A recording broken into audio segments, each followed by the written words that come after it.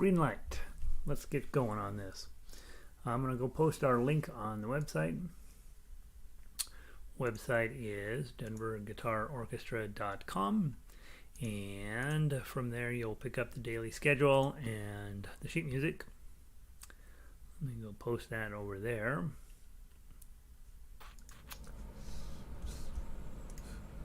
Paste, shift. Soon, of course, as soon as we start the broadcast, the heater comes on, so you'll be listening to the sound of wind going through the microphones probably. And today we're going to be playing Frère Jacques from Book 1, Tom Dooley from Book 2, and then we're postponing Book 3 work right now to work on some exercises that I need to get better at so that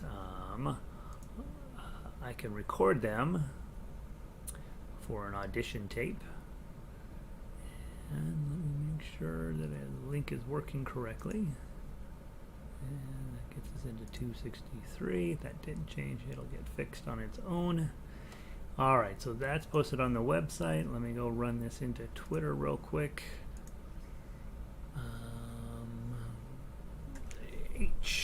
https:// denverguitarorchestra.com and tweet. Alright, so that's up there now. And let's see what else. Okay, that's interesting. And let's see what else is going on. Alright, so we're all set. Let me go check and see. Vic is here. She says the sound is good when it's cloudy up in Eugene, Oregon. Regular day sounds like Vic. Evelyn down in Ecuador. Sound is good. 65 degrees and sunny. Yay! Been going through quite a little bit of a weather. I don't know if that's normal or not, Evelyn, but you definitely have every day. I'm like, I wonder how Evelyn's doing with weather down there. It's been sort of crazy, hasn't it? Alright, let's get going. We're going to start with our Segovia Scales as always, and I'm going to take a sip of my coffee before it gets too cold. By the end of this class, it will be room temperature. I will drink it anyway, but it will be less joyous. Alright.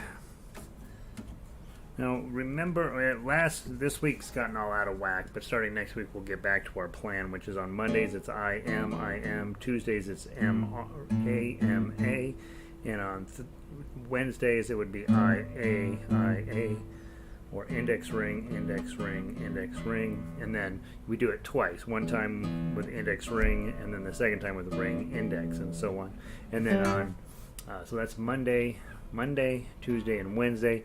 And then Thursday and Friday you can do whatever you want, right? But you can do whatever you want anyway. That's the nice part about music. But that's at least my plan and things I'm working on. Arlo made it in. Hey, Arlo, good to see you, buddy. And Elizabeth, good morning. 7 squirrels are breakfasting. Breakfast as a verb. Isn't that delightful? We're getting to that time of the season where spring is coming out. I have sparrows and finches like crazy coming up to my balcony. We're not allowed to feed birds in the building, but they sure do tend to nest in the building in various places. And so I think there might be out here on our blocked off wall here. I think there might be a nest there. I haven't been able to tell quite yet. All right, Segovia scale from the top. 2 times through. 1, 2, 3, 4.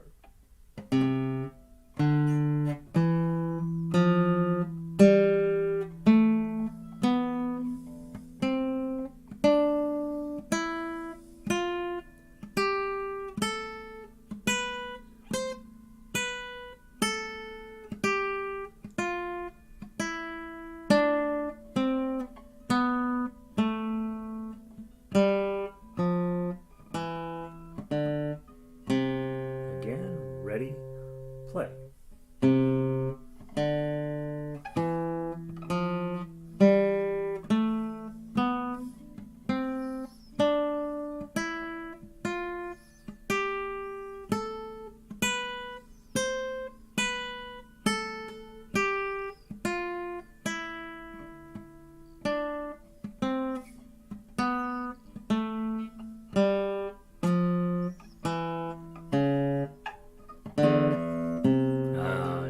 last note always. I should just know the next to last note or the next to last chord I'm always going to screw up. All right, so there's our Segovia Scales. Good morning, Pauline. Cloudy and windy, 51 degrees out in California today. A little bit blustery for Pauline this morning. What do we got going on in our neighborhood? Partly sunny, well, mostly cloudy, I guess I'd say. And supposed to be upper 40s today, I think. So it's gonna be an okay day here. All right, let's grab Frère Jacques today. This is our book one song of the week.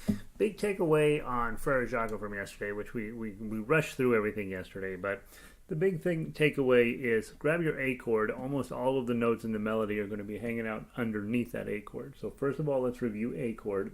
5 strings up, you put your index finger. Then 4 strings up, you put your middle finger, and then 3 strings up, you put your, that's a lie, 4 strings up, you put your index finger, 3 strings up, you put your middle finger, and 2 strings up, you put your ring finger. We tend to want to play this chord from string 5 down, because then your A string is your root note. If you hit the 6th string, it's okay, it's an E. It has a little bit of a less pleasing root on it. The E when you think of an A chord, it's A, C sharp, and E, and so E is in the chord. It's just not the root of the chord. That's why we like the 5th string down. And you'll notice in the tough axe arrangement, I don't even use the 5th string or 6th. I don't even touch the 6th string in this song because it's not necessary. The A string provides a much more pleasant root to that. Let's go ahead and take a moment to strum through it. Pick your choice. You got thumb, plucking, or arpeggios. All of those are going to work for you on this song. Let me get a count us in. 1, 2, 3, 4. Frère Jacques, Frère Jacques, dormez-vous, dormez-vous, sonnez les matines, sonnez les matines. Ding, dang, dong. Ding, dang, dong. Lovely. Again, clear. The thing here is just get this guy set up where he's going to do his job, and then you think about what your options are with your right hand. Let's now take a look at the melody. The melody is mostly going to be underneath your A chord. So start with your A chord and let's talk about how we'll walk through it once and then we'll play it twice. First note's a 2 on the 3rd string, you're already holding it down. Next note's a 0 on the 3rd string. By holding an A chord, your ring finger is causing a problem there. So just lift up your ring finger, hit the 0, and then put it right back down, and that gets the 2. And back to the 3rd string. Repeat.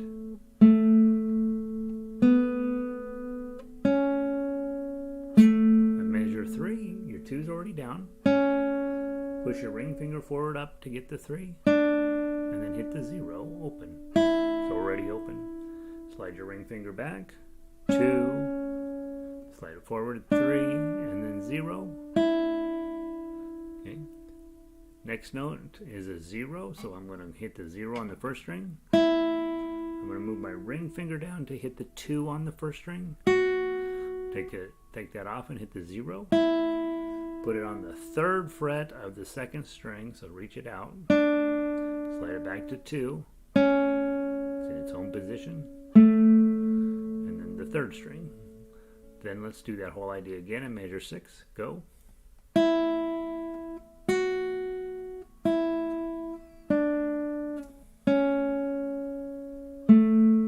and then at measure 7, 3rd string, 4th string, 3rd string, 3rd string, 4th string. Let's play it through twice. Ready? And oh, by the way, if you know you're like, yeah, I totally know how to play this melody, not a big deal. So at your house, play some chords with me and see if you can't play it 2 different ways to create a nice ensemble experience for us. 1, 2, 3, 4. Let me hit the first note correctly. 1, 2, 3, 4.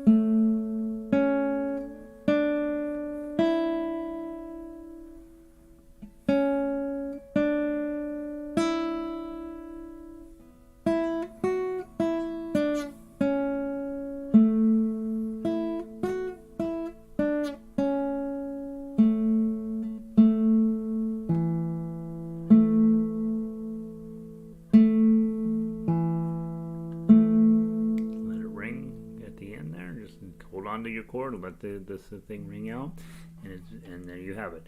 So again, for those of you guys that are newer, last week we talked about Brother John or Frère Jacques with the key of E. This week we're talking about with the key of A. The nice reason to play it in E is that you get to go all the way up the neck and you get to practice playing all the way down to measure or fret 9. And the nice part about playing it in A is that almost the entire song is hanging out underneath your A chord, and so you don't have to go all the way down here, but you can play the whole thing on here. You're just using a whole lot more strings north and south than you were using on the first version. All right, let's play the tough uke. Those are tough axe. Those of you guys that are able or know what you're doing, let's do that. If you're brand new, tough axe is really just designed to be listened to, so you can see where you're headed in guitar. From the top, 1, 2, 3, 4.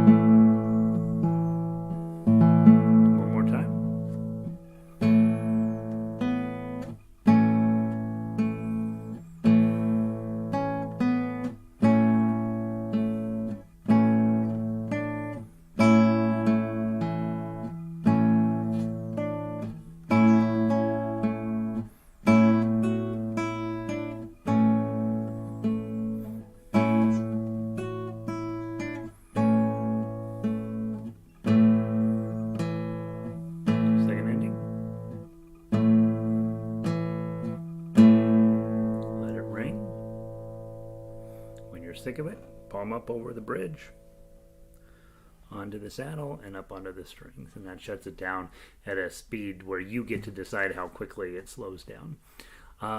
That's the 3 ways of playing. Technically 4, right? Because while I'm playing melody, you could be playing chords, or vice versa. When I'm playing chords, you could be playing the melody. So you have playing with chords, you have to sing, playing with melody, just straight melody. That's what you do when you're newer and you're getting used to just reading the tablature, playing duets, chords and melody with somebody else, and then finally the solo arrangements, or the chord melody. Fingerstyle has all these different names, but I call it tough axe, based on my life in ukulele, where I called it tough uke, and that's bringing all of the pieces and parts together for you to do the whole job. Beautiful. There's Frère Jacques. Let's go grab Tom Dooley today on book 2. Elizabeth says, so you can play Brother John 1-string version on each guitar string? Yes, you could. Yes, you could. Let's pick the 4th string.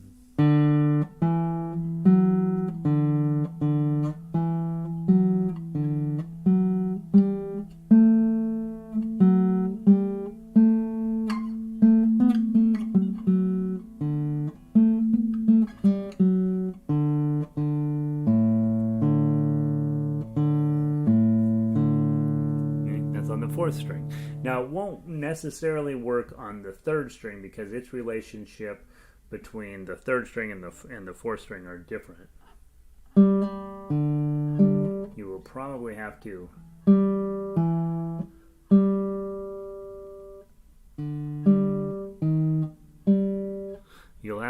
rethink how to do the ding-dang-dongs, but other than that, all of the ding-dang-dongs present a little bit of an issue in the middle strings on the guitar, because the 3rd string is tuned to a 4th rather than a 5th, similar, and it's so your ding-dang-dongs you'll have to think through on that. But yeah, 6th string.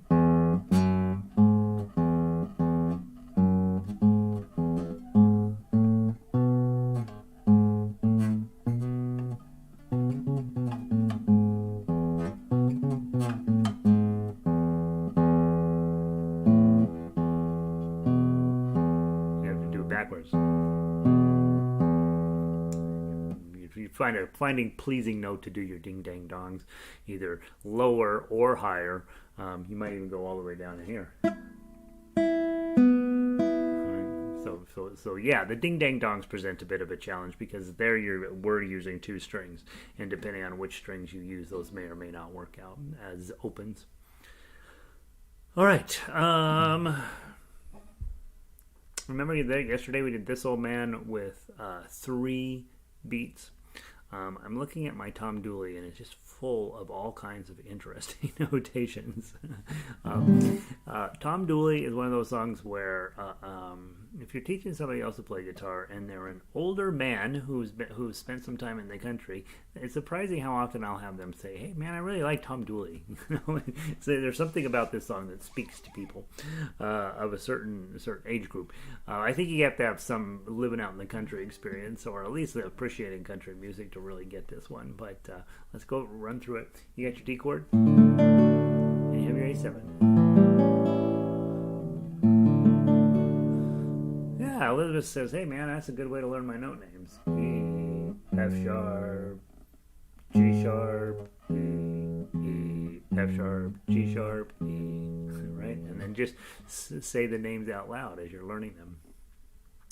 D chord, and then A chord is sitting right above it. Just take those 2 fingers up. Leave your ring finger poised and ready to go, and then come back. I will make sure, as you are thinking about left-hand posture, make sure your pinky isn't doing this. I even have a hard time doing it now, but I see lots of, on television, when I see somebody playing a ukulele, they have taught them how to play ukulele 5 minutes before shooting the scene, and there's no doubt a guitar player sitting there that they called to get them ready for the scene. They called a guitar player, and sometimes they'll have a capo on their ukulele. But these movie stars will inevitably, they'll either have their pinky all twisted up like this, real tight, or they'll be sticking it straight out. Neither of those are what you want to do. You want to have this one just round and ready to go. Any finger you're not using, just have it poised and ready right above there. Soft, soft, soft, soft, soft, right? We don't want to be putting any energy into hanging them out. So this takes energy, and then tightening this up into a little ball also takes energy. So don't do that.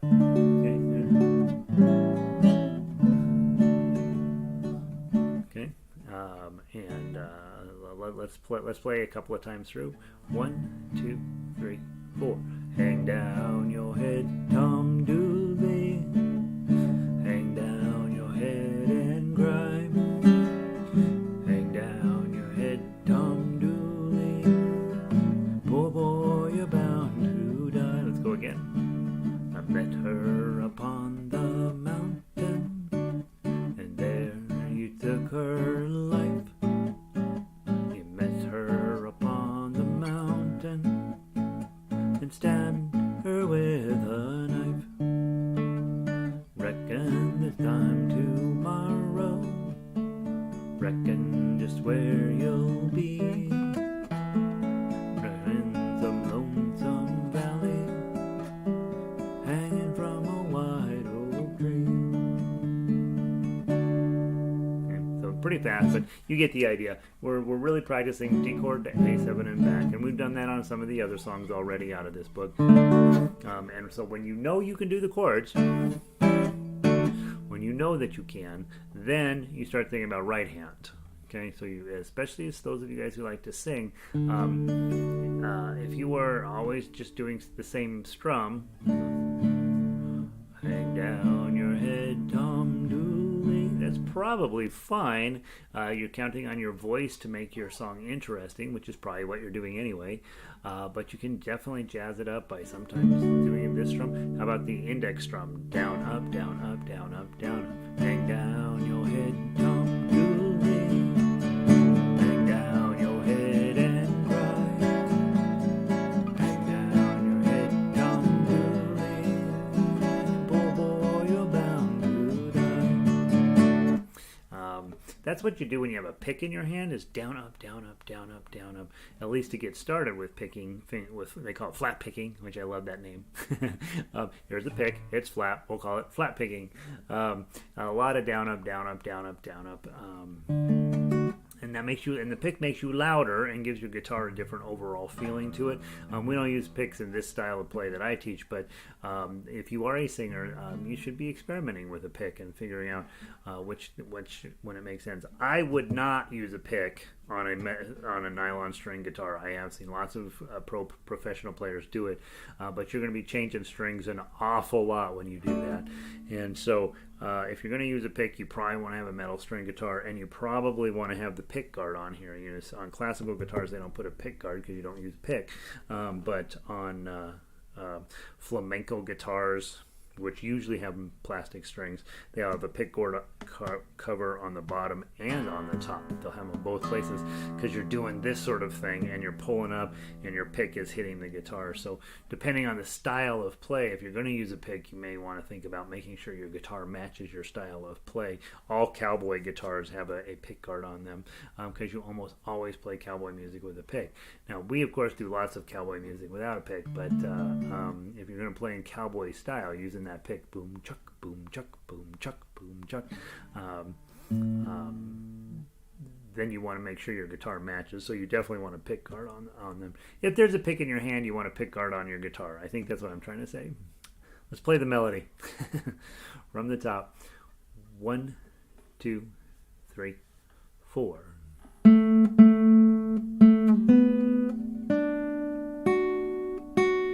3, 4.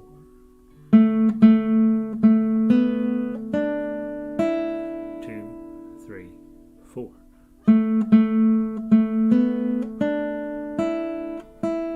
3, 4.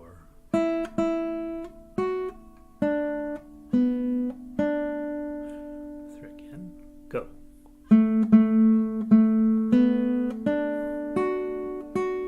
3, 4.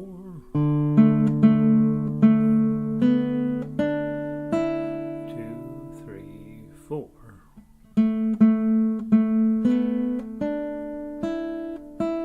3, 4.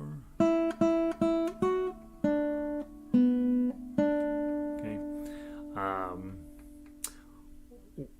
What I did there is I'm hearing the syllables in my head and adding in extra melody notes if necessary. So you'll see on the last verse, measure 7, hanging from a white oak tree. So you'd hit that 2 there, your F sharp note, you would hit it twice. Hanging from, hanging from, hanging from. So the from, since you're adding it in, is actually a 0. You have to fill it out. Hanging from a white oak tree. So it's 3 zeros and a 2 on that particular one. And generally with the song, I usually make sure the tab for the very first line of lyrics is correct. And then if the lyrics get the syllables a lot of times will be not exactly lined up correctly in subsequent verses. And you as a musician get to spend a tiny bit of time figuring out, can I just go by ear on this one? Or do I actually need to write myself a note on the sheet paper, on the sheet music? And I think both of those are important. Probably the more complex the music, the more likely it is you're going to need to make yourself a note. Okay. Again, thinking about this song in terms of the easiest way to play it, I'm holding a D chord basically through the entire song. I hardly make any major adjustments to that. I'll lift up a finger here and there, but basically my D chord is riding through the whole thing on that melody. It's interesting that the chord changes, but the melody doesn't change at measures 5 and 6. And so that's in and of itself is sort of fascinating. The melody notes are going to be identical, but the chord underneath them is different, and that's what creates some interest in the song. All right, let's do the tough axe from the top. Grab your D chord. 1, 2, 3, 4.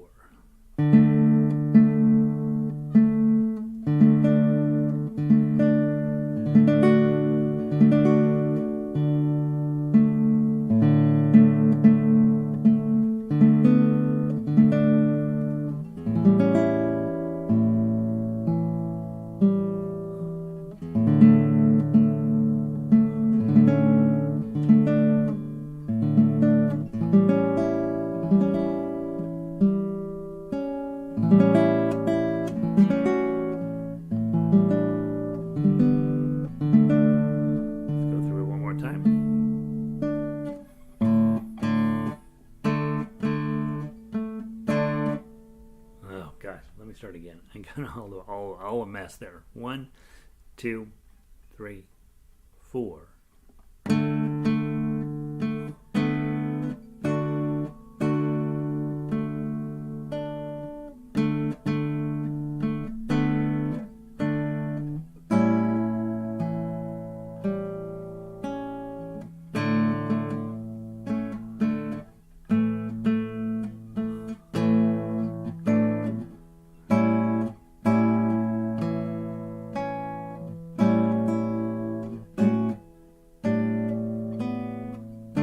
Last time.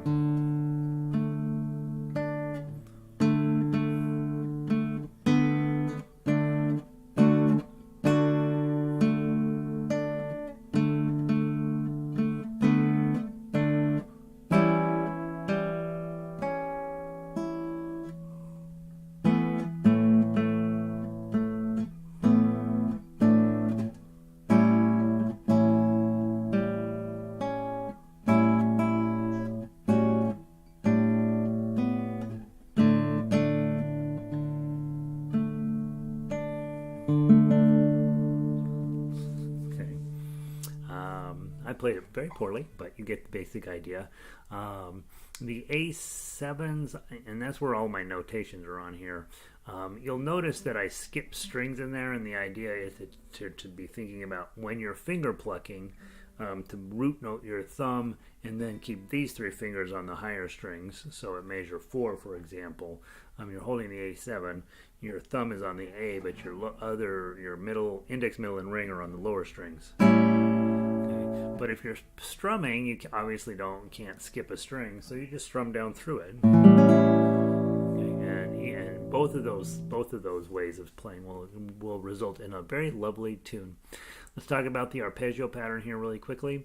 It goes from D to A7 and back. And so if you're a singer, here you go. This is a chance for you to really practice this, have it written out for you. You don't really need to write out arpeggios, but I did in this book. Probably when I post the next version of this book, I'll take those out because I really want you just to know, grab the D chord and play for the thumb, index, middle, ring. Let's try it. 1, 2, 3, 4. Hang down your head, Tom Dooley. Hang down your head and cry. Make sure you're rooted on A. Hang down your head, Tom Dooley. Poor boy, you're bound to die.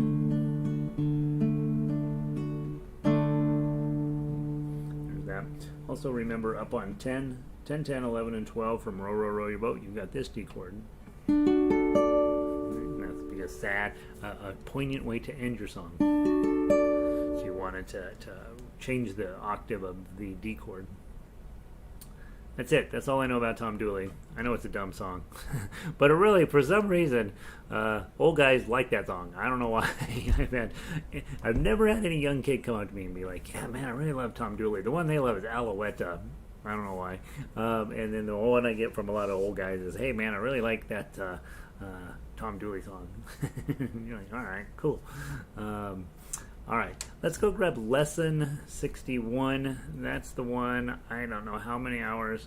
How many hours? I probably spent 2 hours on this yesterday, and still not convinced that I have got the from 21 through 28. Man, you got a pretty challenging go there of trying to get your fingering right. And so let's see if we can't work on that together today. Maybe you will help me find this perfect solution. All right, so lesson 61. Grab your C chord. In this particular song, grabbing your chord shapes is really, really going to help out, I believe. And so grab your chord shape. First measure, thumb, and then 2 plucks. Slide your ring finger back to the second, but leave your middle finger in the second fret. And then push your ring finger back up to 3. And then take it off. And then 2 more 2 O's. And then your ring finger on the top string, or 6th string, 3rd fret. Put it back where it goes with the C chord. Slide it back to 2, to 3, and O. Now you see there's a change in your harmony notes here. You go from E and G, which are in the C chord, to F and G, which is a G7. Okay, and so when you hit that, you're just going to take your ring finger. You've got that open string, and then drop your ring finger down to the 3. You can hear the tension show up, and then your middle finger is going to have to come up here to the 3rd string, the 3rd fret of the 6th string at measure 8. So put your middle finger there. Now you're going to take your ring finger, stays planted, and you're going to drop your right hand down to the string, 2 strings below there.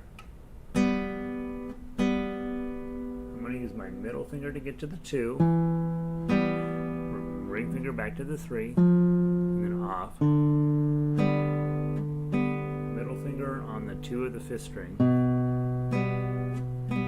open 5th string, 3rd on the top string, 2 on the 5th string, then an open 5th string, and then a 3 on the upper string. Is that right? Yeah, that's right. And you're busy reassembling your C chord at that point. You're just at the very minimum putting your index finger down on the C note on the 2nd string.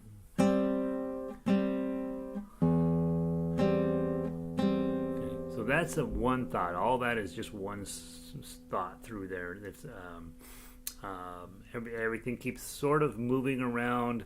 Nothing particularly repeats, and so you'll have that thought. Then at 17, you're now back in your C chord position. So your ring finger drops down. Your middle finger drops onto the 2nd fret of the 4th string, and then you reassemble your right hand up on strings 4, 3, and 2, 5, 4, and 3. Okay, and then start again. The same as the top.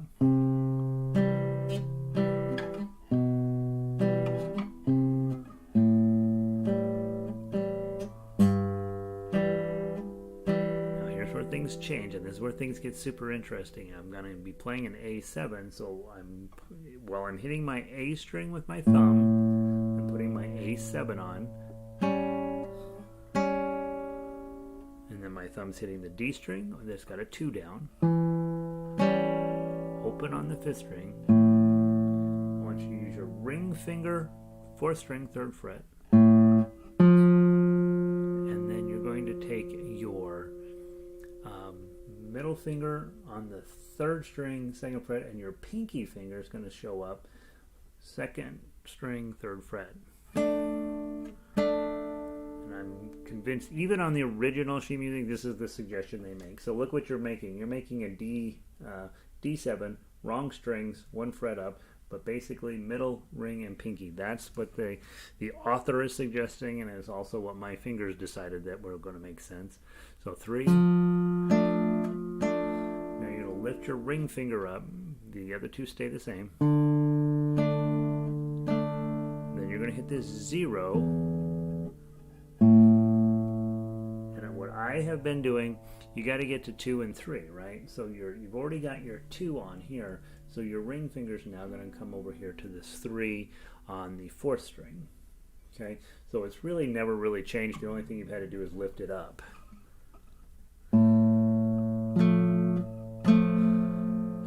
Index finger plays that too, that low B note at the beginning of 26. You're going to index finger, and then you're going to lift up your middle finger. This is where it gets messy.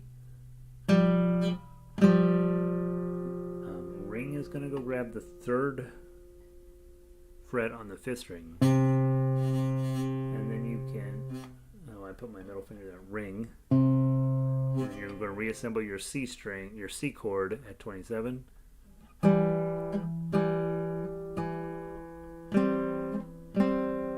then you can play out from the 3, 2, 0, 2, 3. And you get your C chord back on at 32 and pluck strings 5, 4, and 2. So let's go back to measure 21. That's where all of the tough stuff begins. And let's make sure and make some notes on your sheet music what I think you want to do, and then you can decide whether your fingers are going to agree with me. Start there at measure 21 with your A7 on. You're going to have hit the 0, and you're going to hit those the strings 2 and 3. By holding the A7 down, you're already holding your 2 down on the 4th string, so you can hit that. And then you're going to hit the open 5. You don't need to change anything yet.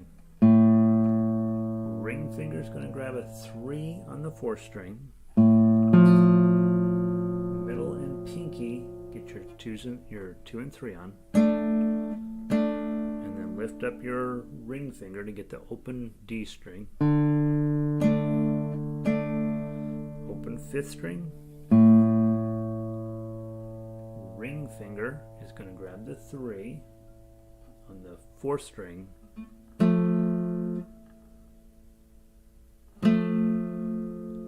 index finger grabs the 2 on the 5th string, and lift up your middle finger to get the open notes under the 3, I guess above the 3, ring on the 3. Put your C chord back together.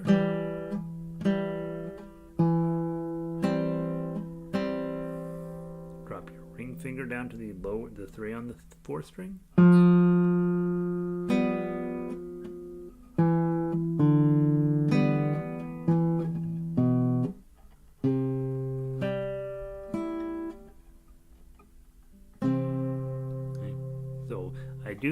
I did go through and double check what the fingering suggestions were on the original sheet music, and after I had made all of my decisions, and sure enough, that's exactly what the original sheet music recommends. So let's go through it and try playing it. We'll play it crazy slow, and then we'll see how and whether 21 through 28 makes any sense.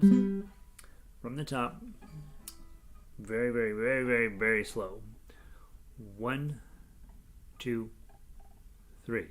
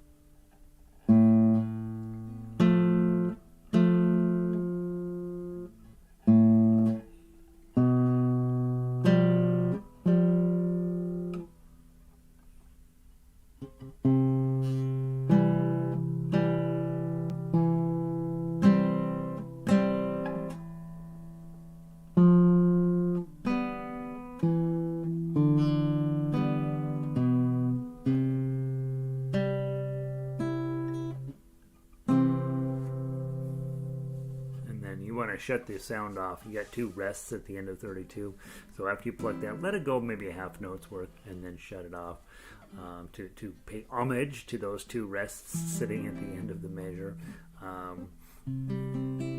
Let's try it again. I got a little twisted around on a couple of moments there. From the top, 1, 2, 3.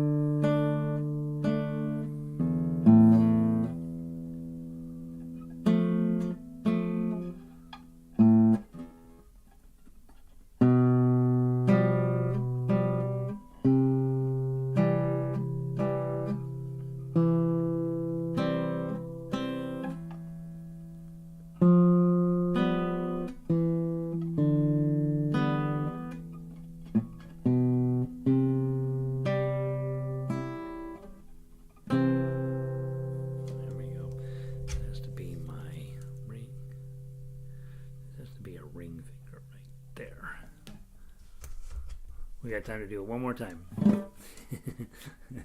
All right. From the top. 1, 2, 3.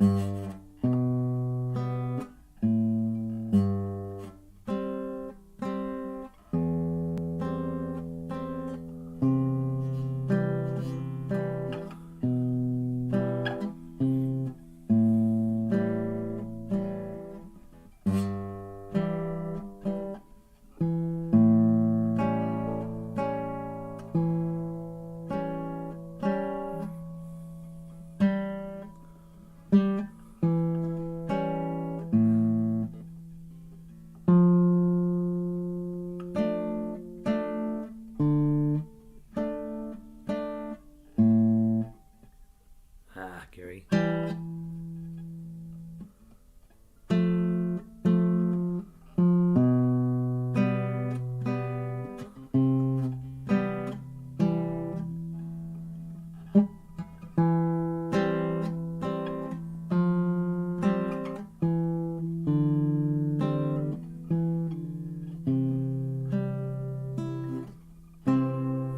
Should have quit the time before.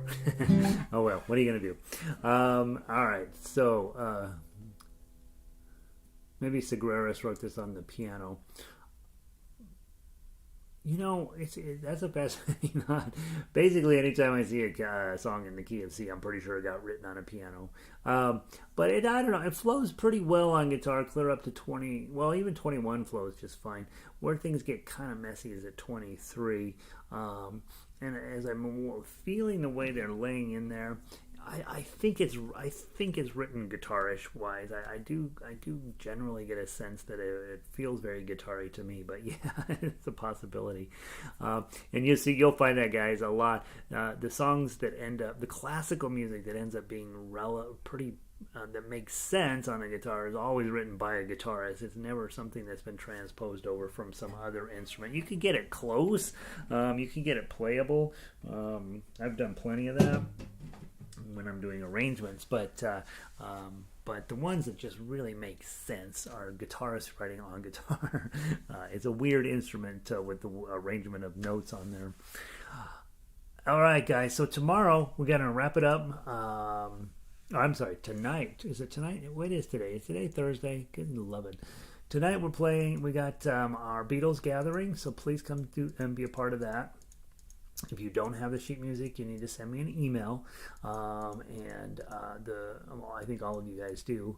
But if you don't, tonight we will be covering the 3 new songs you've had up for a couple weeks now. Sometime Strawberry Fields and When I'm 64. Honestly, guys, I'd probably put my afternoon practice time in on those 3 songs. The chances of us getting to much else is pretty small, and so that would be 3 songs, 20 minutes apiece. Probably going to take that much time to cover those 3. So take some time to go study those 3 today. And then tomorrow, of course, we have all of the music from the week. We'll see what we get through. I know for sure we will be playing Brother John Skipped to Malou, The More We Get Together, This Old Man, Tom Dooley. Those book 2 and book 1 and book 2 classics. We want to make sure to stay on top of those. And then the other ones, the exercises and so on, we will see what we have time left for tomorrow. We will probably just focus on going down the list. I think Lesson 61 is far and away the hardest of all of the 5 of those.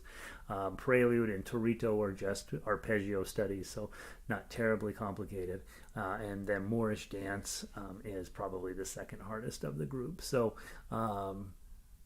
And I think exercise 13 is the easiest of the group, although there is one spot I keep making a mistake on. So I've got a big, gigantic note on my paper on that one. So, all right, that's what I know about guitar. Hope you guys are having a wonderful day. I'll see some of you in harmonica, some of you in ukulele, and I'll see some of you, most of you tonight, and then I'll see the rest of you guys tomorrow. So have a wonderful evening. Peace. Oh, and let's see what else I forgot. I'm on the wrong screen here. Hold on. Nancy, good to see you. Evelyn, thank you. Vic, I'll see you tonight. Sounds good. Pauline, see you tonight. You're welcome. And you're welcome, Elizabeth. All right, now we go. All right. Have a great night. Great afternoon, everybody.